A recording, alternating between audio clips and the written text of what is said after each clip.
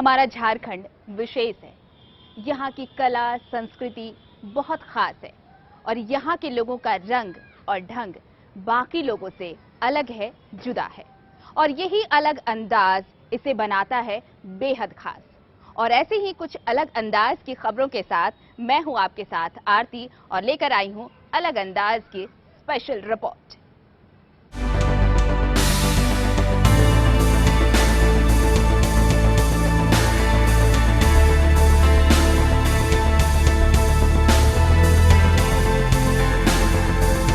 हमने corona warriors की कई कहानियां आपको दिखाई और अब आपको लिए चलते हैं कुछ उन बेटियों की कहानी दिखाने जो वाकई वॉरियर्स हैं।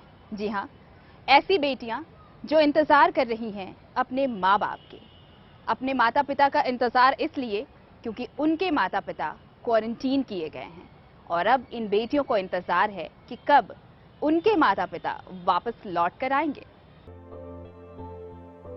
सूने दिन भी दोस्तों त्योहार बनते हैं, फूल भी हंसकर गले का हार बनते हैं, टूटने लगते हैं सारे बोझ से रिश्ते, बेटियां होती हैं तो परिवार बनते हैं।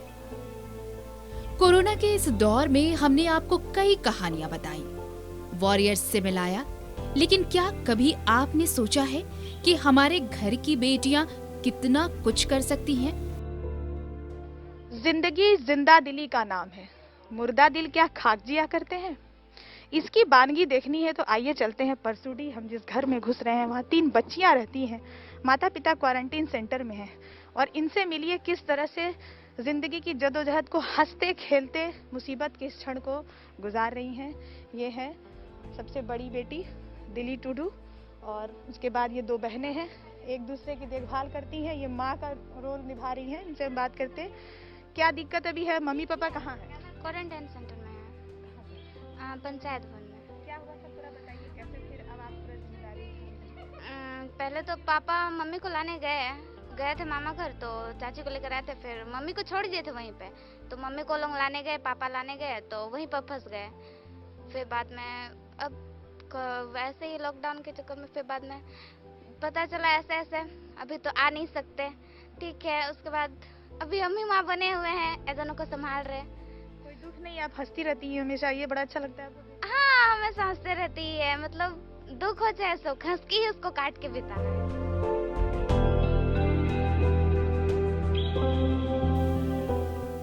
दूली ने कभी सोचा भी ना होगा कि ऐसा भी एक दिन आएगा। माँ पिताजी आज दोनों क्वारंटीन सेंटर में हैं। ऐसे में बहनें आज सखियां बन गई हैं। कहीं बाल बनाए जा रहे हैं तो कभी कभी आंगन में बहनें खेल के माध्यम से अपने आप को व्यस्त रखने की कोशिश कर रही हैं।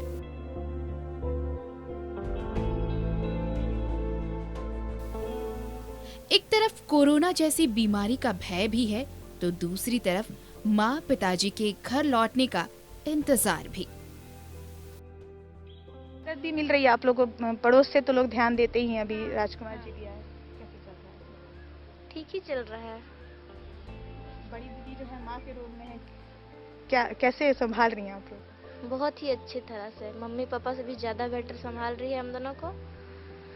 बहुत ही अच्छा, मतलब कि जो खाने पीने का ध्यान, फिर जो हम दोनों को मतलब साफ सुथरा रखती है, बोलती है कहीं जाना नहीं है, घर ही में रहना है, क्योंकि मम्मी पापा भी क्वारंटाइन में रह रहे हैं, तो इसलिए मतलब ध्यान अच्छे से ही रख रही है।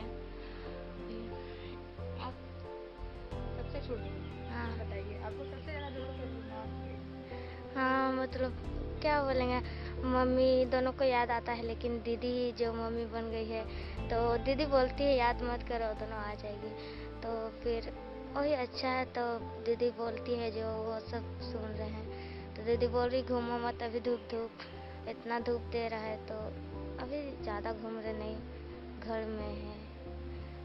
दीदी माँ बनी है लेकिन चेहरे पे शिकन नहीं है और हंसते हंसते ही इस पूरे जो दौर को गुजारा जा रहा है। और ये सीखने की बात है हम सब के लिए जो इस दौर से गुजर रहे हैं और इस दौर में डिप्रेशन का शिकार हो रहे हैं। वहाँ ये बच्चियाँ जो हैं एक ऐसी उदाहरण पेश कर रही है जिनसे सीखना बहुत ज़रूरी है और इसलिए आज हम आपको इनकी कहानी दिखाने के लिए लाए हैं।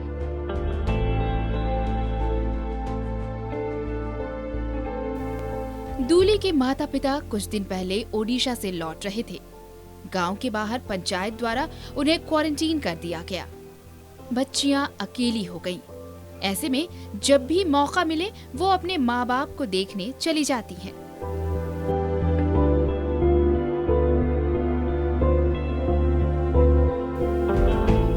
बच्चियों की हालत देखकर न्यूज़ 11 भारत की टीम ने फौरन जिला परिषद को सूचित किया। ऐसे में उन्हें तत्काल राशन पहुंचाया गया और भरोसा दिलाया गया कि वो अकेली नहीं है। जैसे हम लोग उधर में खाना सब नहीं बनाते हैं, वहाँ से चावल सब बचा हुआ था। जितना हम लोग का बचा हुआ था ये चावल सब इन लोगों को हम लोग दे दिए हैं कि हम लोग को खाना इन लोगों को थोड़ा हेल्प करेंगे।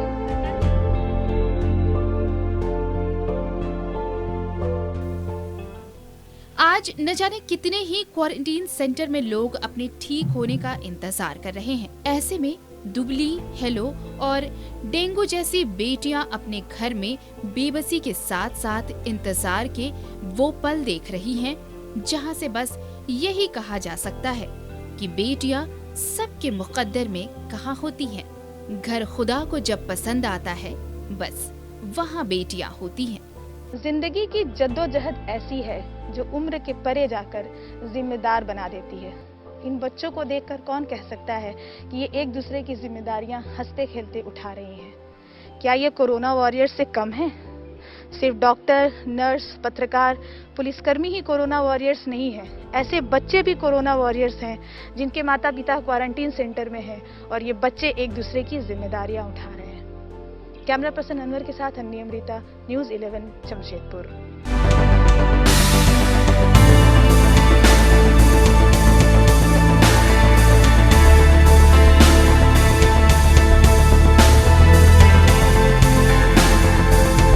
हमने कई खिलाड़ियों की तस्वीर आपके सामने प्रस्तुत की है।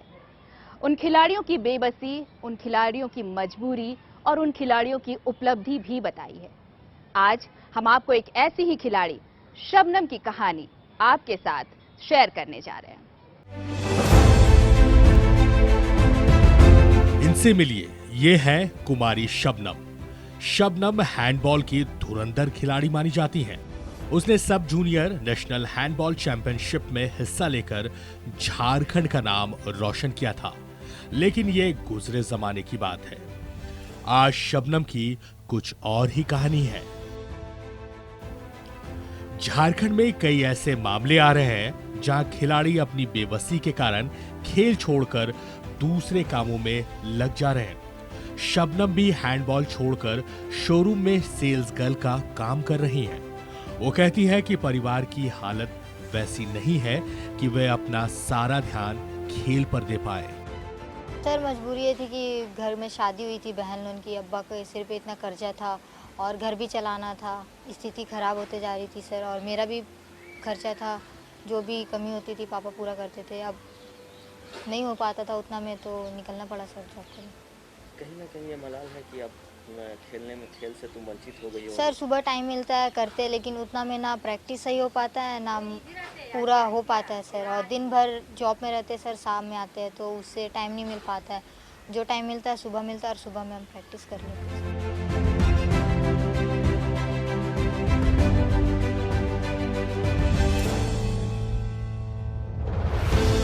पिता सिक्योरिटी गार्ड की नौकरी करते हैं। बड़ी बेटी के शादी के बाद घर के हालात बिगड़ गए। ऐसे में शबनम के पास बाहर नौकरी करने के अलावा कोई चारा नहीं था।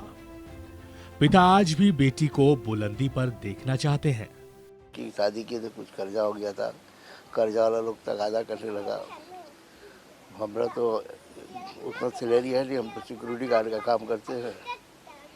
और लड़की को तो हम चाहते हैं कि कुछ बन जाए, लेकिन परिस्थिति को देखते हुए हम तक के, लेकिन हमको अभी भी कुछ सरकार की तरफ से सहारा मिल जाएगा तो हम लड़की को जरूर आगे ले जाएंगे, खिलाड़ी बनाएंगे। जी हाँ। हैंडबॉल को झारखंड में ज्यादा मान्यता नहीं मिली है, लेकिन शबनम जैसी खिलाड़ी आज सरकारी प्रोत्साहन के साथ स्कॉलरशिप जैसी सुविधा की भी उम्मीद करती हैं। एक तरफ प्रधानमंत्री खेलो इंडिया चलाते हैं, हर वर्ग के खिलाड़ी कहते हैं खेलेगा इंडिया तभी तो फिट रहेगा इंडिया। पर सवाल यह है, इंडिया खेलेगा भी, इंडिया फिट भी रहेगा, लेकिन पेट कैसे भरेगा। सहयोगी अनवर के साथ प्रभात, न्यूज़ 11 भारत, जमशेदपुर।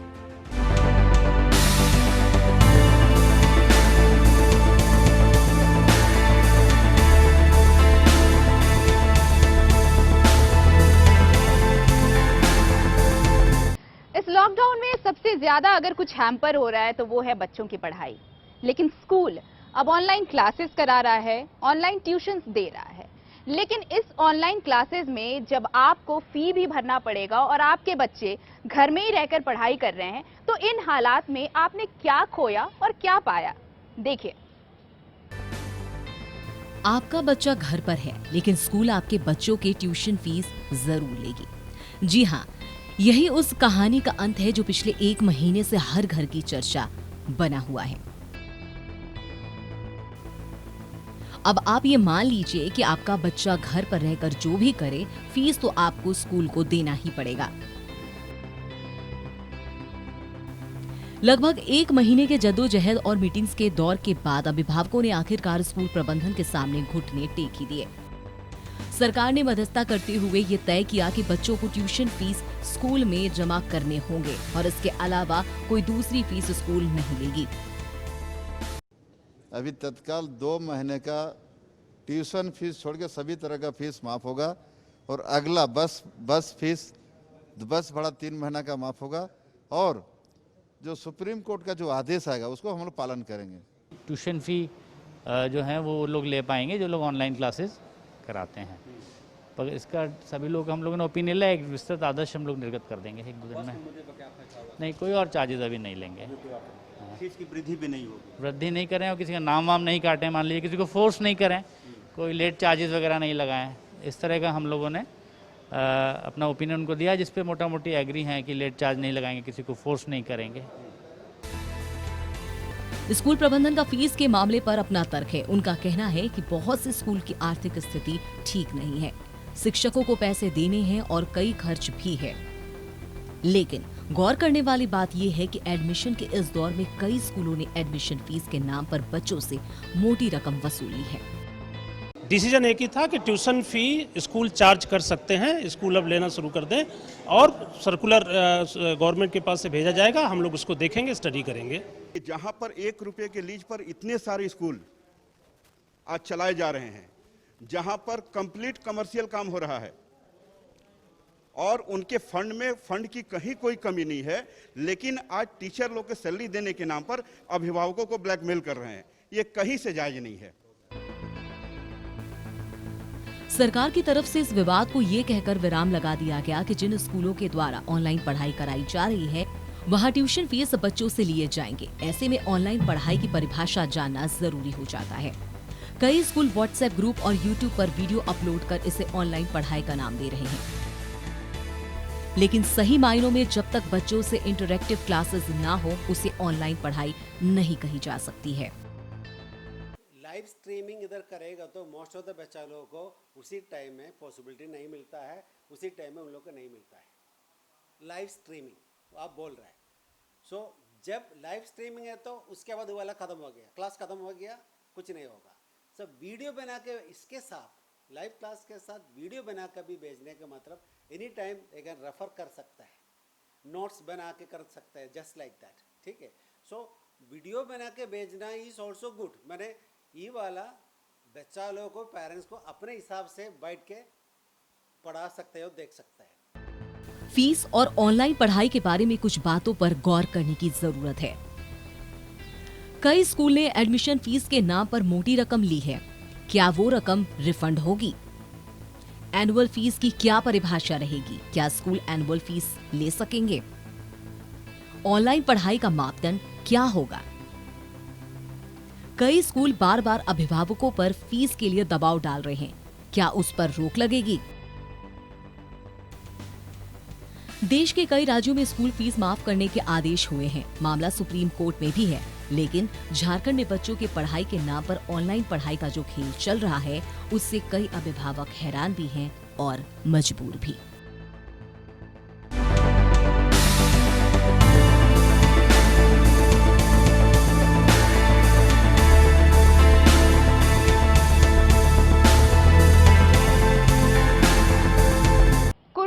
की रोचक कहानियों का सफर रहेगा जारी, लेकिन रुकेंगे हम छोटे से ब्रेक के लिए। कहीं जाइएगा मत, देखते रहिए स्पेशल रिपोर्ट।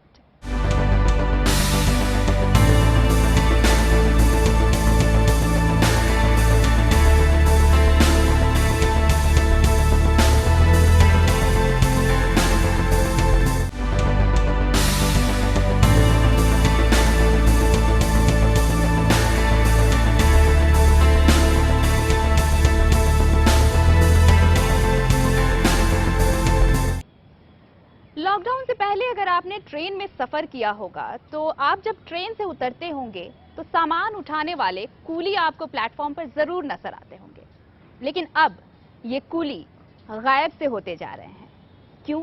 क्यों है ये हालात, देखिए आप। रेलगाड़ी के शोर से आंखें खुल जाती थी, जब कोई सवारी आती थी तकदीर मेरी खुल जाती थी। कुछ ऐसे भी दिन थे, कुछ ऐसा भी दौर था, स्टेशन गुलजार हुआ करता था और सारी दुनिया का बोझ उठाने वाले कूली अपनी एक अलग जिंदगी में मस्त थे। लेकिन स्टेशन से ट्रेन क्या गायब हुई, कूली तो मानो प्लेटफॉर्म के पहरेदार बनकर ही रह गए।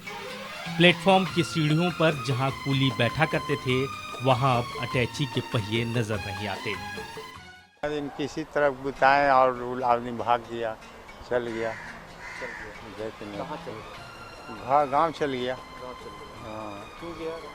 खाने पीना सब मरेगा, तब क्या करेगा सर? हम कहते 2-4 गो रोटी दे देता है लोग, तब उदा जान के इस तरह खा लेते हैं। इनकी ट्रॉली सन्नाटे के बीच लंबी छुट्टी पर चली गई है और दिन रात ट्रेन की आस में जागने वाले कूली अब दिन में भी प्लेटफॉर्म पर लेटे नजर आ रहे हैं, इस उम्मीद से कि कहीं कोई सवारी इन्हें वही भूली बिसरी आवाज से पुकारे। श्रमिकों की ट्रेन आई, छात्रों को लेकर भी ट्रेन प्लेटफॉर्म आई। इस दौरान कूलियों ने मानवता की एक नई मिसाल कायम की, बच्चों के सामान को सिर पर लादकर गंतव्य स्थान तक पहुंचाया। बिल्कुल मुफ्त यह उनका स्वागत करने का तरीका था, जिसे हम सब ने सलाम किया। लेकिन अब सोचने का वक्त है, स्टेशन में कुछ ही ट्रेन आ रही है और जो यात्री आ रहे हैं वो कूलियों से दूर ही रह रहे हैं। ऐसे में इनका इंतजार लंबा होता जा रहा है। इनके परिवार की भी अजीब मजबूरी है, स्टेशन जाने को मना करते हैं कि कोविड के दौर में कहीं कोई अनहोनी ना हो जाए, लेकिन करे तो क्या करे, इसी प्लेटफॉर्म ने तो सब कुछ दिया है। हमारे साथ में लेके आएंगे तो बाल बच्चे को पटेगा, घर परिवार में पूरा फैमिली लोग के कट जाएगा, ये सबसे डर लगता है। मदद होता तो मिल जाए। डर है कोई, हाँ इलाज उलाज तक कुछ नहीं करा पाए, क्या कि कमाते हैं तो सब खर्चा कर देते हैं, घर में तो इतना देते नहीं है कि घर तो चले। डर लगता है, जहाँ तहाँ से कहाँ से आदमी आता है ट्रेन का सफ़र करके, कौन स्टेशन से कौन गांव से कहाँ से आ रहा है। अब हम कहाँ देखने गए कि उनके पास क्या चीज़ कोरोना है कि नहीं है, क्या करें। बाल बच्चा थोड़ा सा भूखे रहता है तो जाना पड़ता है मजबूरी में। उम्मीद की जा रही है कि पार्सल लोडिंग का काम धीरे धीरे जोर पकड़ेगा। वैसे में कूलियों की स्थिति में कुछ सुधार देखा जा सकता है।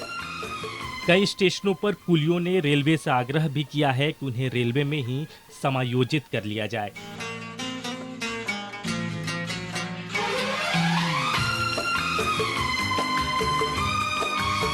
गजब की विडंबना, देखिए गैरों का बोझ उठाते उठाते आज खुद ही बोझ बन गए हैं। इस लॉकडाउन की मार कूलियों पर इस कदर हावी हुई कि जो पूरी दुनिया का बोझ उठाते थे आज वो बोझ बन गए हैं। वहीं ऐसे हालात में उनकी जरूरत भी है और ऐसे में जरूरत है कि रेलवे इन पर ध्यान दे और यात्रियों की सुविधा के ही मद्देनजर इनकी संख्या बढ़ाई जाए और इनके लिए कुछ कदम उठाए जाएं। उम्मीद है जल्द ही कोई ट्रेन की सीटी इन्हें इनके मंजिल तक पहुंचा देगी।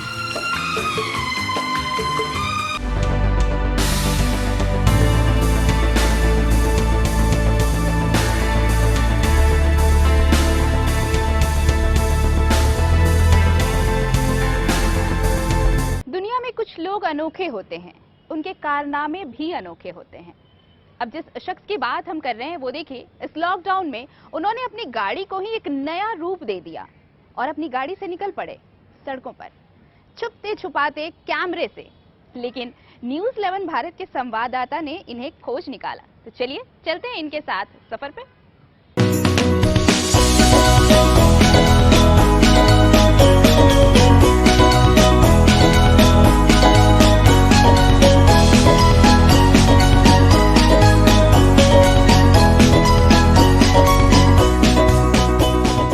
राजधानी रांची सहित पूरे झारखंड में कोरोना वायरस की वजह से लॉकडाउन हुआ तो कई अच्छी चीजें भी निकलकर सामने आई। देखेंगे इस वक्त मैं एक ऐसी कार पर बैठा हूं जिसका कोई इतिहास मेरे पास मौजूद नहीं है, लेकिन यह मानकर चलिए कि बहुत अनोखी कार है और शायद भारत की आज़ादी के पहले इसका निर्माण हुआ होगा। बड़े दिनों से ये कार रांची के एक मोहल्ले में एक सज्जन के घर पे रखा था, लिहाजा लॉकडाउन में जब सारा कामकाज बंद था इस कार की रिपेयरिंग हुई और अब यह कार पूरी तरह से सड़क पर चलने के लायक है। इस कार के मालिक कैमरे में नहीं आना चाहते, उनकी कोई पर्सनल वजह है, लेकिन ये कार पूरी तरह से चलने की स्थिति में है। मैं दिखाने की कोशिश करता हूं हमारे सहयोगी कौशल के माध्यम से कि कैसे ये कार चलता है। देखेंगे सबसे पहले कौशल इधर आएंगे, देखेंगे ये जो स्विच आप देख रहे हैं, इसमें ये स्विच को आप नीचे गिराएंगे तो गाड़ी आपकी पीछे की तरफ मूव होगी और ये स्विच आगे चलेगा तो गाड़ी आप आगे की तरफ चलेगी। और एक स्विच, एक सिर्फ चाबी है और पैरों के पास सिर्फ एक्सीलेटर और ये ब्रेक। अब देखिए गाड़ी अभी ऑफ है, यहाँ से ऑफ हो गया। अब मैं इस कार को स्टार्ट कर रहा हूँ, ये कार स्टार्ट हो गया और अब मैं थोड़ा इसे गति देने की कोशिश कर रहा हूँ। देखेंगे गति देने की कोशिश कर रहा हूँ और ये गाड़ी देखेंगे चलनी शुरू हो जा रही है पूरी इसी तरह से। देखेंगे पूरी तरह से अनोखी कार, रांची की सड़कों पर यह कार जब आज दौड़ी है तो लोगों में कौतूहल का विषय था कि ये कौन सी कार है, कैसे चलती है। थोड़ा जो मैंने ड्राइव करने की कोशिश की तो इस तरह ये गाड़ी बिना एक्सीलेटर का, आप इसे यूं समझ लीजिए कि ऑटोमेटिक ये कार है। बहुत ही दिनों से गाड़ी रखी हुई थी रांची के एक मोहल्ले में एक सज्जन के यहाँ, लेकिन लॉकडाउन में गाड़ी को फिट किया गया और इस गाड़ी में पेट्रोल नहीं बल्कि ये इलेक्ट्रिक से चार्ज होता है। तो यह है अनोखी कार जिसका दीदार हमने आपको कराया। उम्मीद कर रहा हूँ कि ये कार आपको ज़रूर अच्छी लगी होगी और यदि आप रांची में रहते हैं तो इस कार को एक बार देखना आपके लिए बेशक बेहद ही दिलचस्प होगा।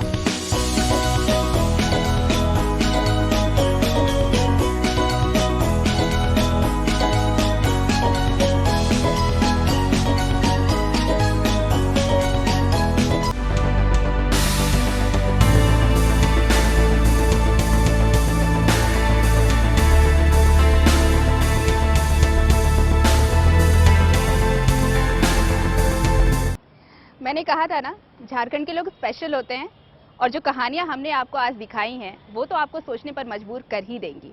तो स्पेशल रिपोर्ट में आज इतना ही, लेकिन देखते रहिए न्यूज़ 11 भारत कुछ ऐसी ही चुनिंदा कहानियों के लिए। नमस्कार।